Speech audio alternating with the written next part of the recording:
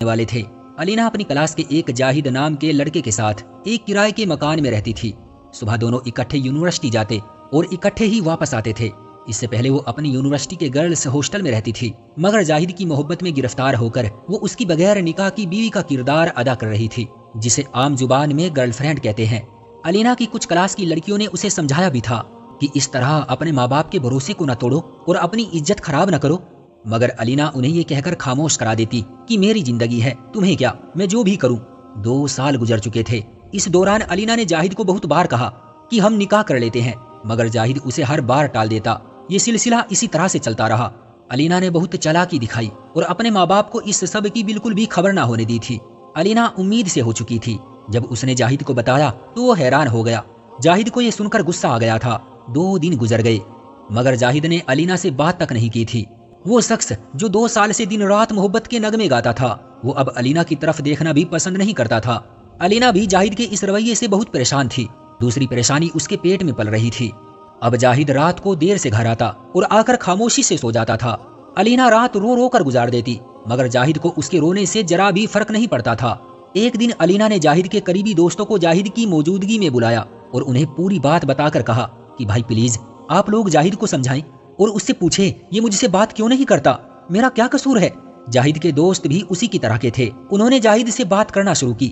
ایک دوست بولا کہ تم لوگ نکاح کیوں نہیں کر لیتے؟ الینا بولی میں نے بہت بار کہا ہے، مگر یہ سنتے ہی نہیں ہیں۔ جاہد یہ بات سن کر ہنس پڑا۔ سب لوگ حیرت انگیز نگاہوں سے جاہد کو دیکھ رہے تھے۔ جاہد نے الینا کو کہا کہ تم باہر جاؤ۔ الینا نے کہا کیوں، میرے سامنے کہو جو کہنا ہے۔ جاہد گرج کر بولا دفع ہو جاؤ ادھر سے۔ الینا روتی ہوئی کمرے سے باہر چلی گئی۔ اسے جاہد کے رویے کا اتنا صدمہ پہنچا کہ وہ کمرے سے باہر جاتے ہی بے ہوش ہو کر زمین پر گر پڑی۔ جاہد کو اس کا ذرا بھی علم نہ ہوا اور نہ ہی اس کے دوستوں کو۔ وہ لوگ اپنی باتوں میں بزی ہو گئے۔ جب الینا کو ہوش آیا تو اس کمرے سے آنے والی جو باتیں سنائی دی وہ یہ تھی، یار تم لوگ پاگل ہو گئے ہو، کیا میں اس سے شادی کروں گا؟ پیٹ سے ہو گئی تو کیا ہوا، اس کو اسپتال لے جا کر سارا کام سیدھا کرا دوں گا، اور ویسے بھی پتہ نہیں جو بچہ اس کے پیٹ میں پل رہا ہے وہ میرا ہے بھی کہ نہیں، مجھے تو لگتا ہے یہ کسی اور کا ہے۔ لیکن اب پھنس تو میں ہی گیا ہوں نا۔ تم لوگ ہی بتاؤ، جو اپنے ماں باپ کو دھوکہ دے کر 2 سال میرے ساتھ سو سکتی ہے، وہ مجھے دھوکہ دے کر کسی اور کے ساتھ نہیں سو سکتی؟ کیا پتا تم میں سے بھی کسی کے ساتھ اس کا چکر چل رہا ہو اور مجھے پتہ بھی نہ ہو۔ بس 2-3 دن تک اسے اسپتال لے جا کر ابورشن کرواتا ہوں، پھر 2 سال اور مزے لوں گا اور پھر اسے بھگا دوں گا۔ اب میرا یہ ارادہ نہیں ہے کہ میں اس سے شادی کروں۔ چلو مفت کی نوکرانی مل گئی ہے، مزے کرو اور تم لوگ زیادہ حاجی نہ بنو، تمہارے کارنامے بھی مجھ سے چھپے ہوئے نہیں ہیں۔ جاہد اور اس کے دوست زور زور سے ہنس رہے تھے۔ ایک لڑکا بولا یار جاہد ہمارا حصہ ہمیں کب دے گا؟ ارے یار اب یہ تمہاری ہی تو ہے، بس بچے والا معاملہ سیٹ کر لوں، اس کے بعد سب مل کر مزے کریں گے۔ اب تو سو رہی ہوگی، کل جب بستر گرم کروں گا تو ویڈیو بنا لوں گا، پھر یہ ہم سب کی رکھیل بن کر رہے گی اور کچھ بگاڑ بھی نہیں سکے گی ہمارا۔ الینا کو اپنے کانوں پر یقین نہیں ہو رہا تھا۔ وہ اپنے کمرے میں گئی اور اندر سے لوک کر کے پوری رات اپنی غلطیوں کو روتی رہی۔ صبح 5 بجے جاہد نے دروازہ بجایا۔ الینا نے دروازہ کھولا اور مسکراتے ہوئے چہرے سے جاہد کا ویلکم کیا۔ جاہد بھی اپنے بنائے گئے پلان پر عمل کرنے کے لیے ہونٹوں پر مسکان سجائے ہوئے تھا۔ اس نے الینا کو گلے لگایا اور کہا کہ سب دوست جا چکے ہیں، میں نے تمہارا بہت دل دکھایا ہے، چلو آج سارا حساب برابر کر دیتا ہوں۔ یہ کہہ کر وہ بیڈ پر لیٹ گیا۔ جاہد نے اپنی قمیض اتاری ہی تھی کہ الینا نے چاقو جاہد کے سینے کے آر پار کر دیا۔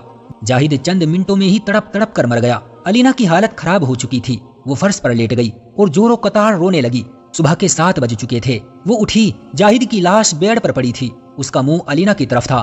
الینا نے ایک خون بھری نظروں سے دیکھا اور ایک لات ماری تو جاہد کا منہ دیوار کی طرف مڑ گیا۔ الینا نے کپڑے بدلے اور برقع پہن کر باہر نکل گئی۔ وہ خود سے باتیں کر رہی تھی اور اپنی قسمت کو کوس رہی تھی۔ اب اسے اپنی غلطیوں پر پچھتاوا ہو رہا تھا، مگر اب وہ اپنی غلطیاں سدھار نہیں سکتی تھی۔ اس نے خود سے کہا میرے ساتھ ٹھیک ہی ہوا، میرے جیسی کا انجام یہی ہونا تھا۔ میرے ماں باپ نے مجھ پر بھروسہ کیا اور میں نے ایک اجنبی درندے کی خاطر اپنا مذہب اور باپ کا مان، بھائی کی عزت، ماں کا اعتبار اور اپنی آبرو سب لٹا دی۔ میرا یہی انجام ہونا تھا۔ نہیں بلکہ یہ بھی بہت کم ہے۔ یہ سوچتے ہوئے وہ مین روڈ پر چلنے والے تیز رفتار ٹرک کے سامنے کود پڑی اور اپنی جان گنوا دی۔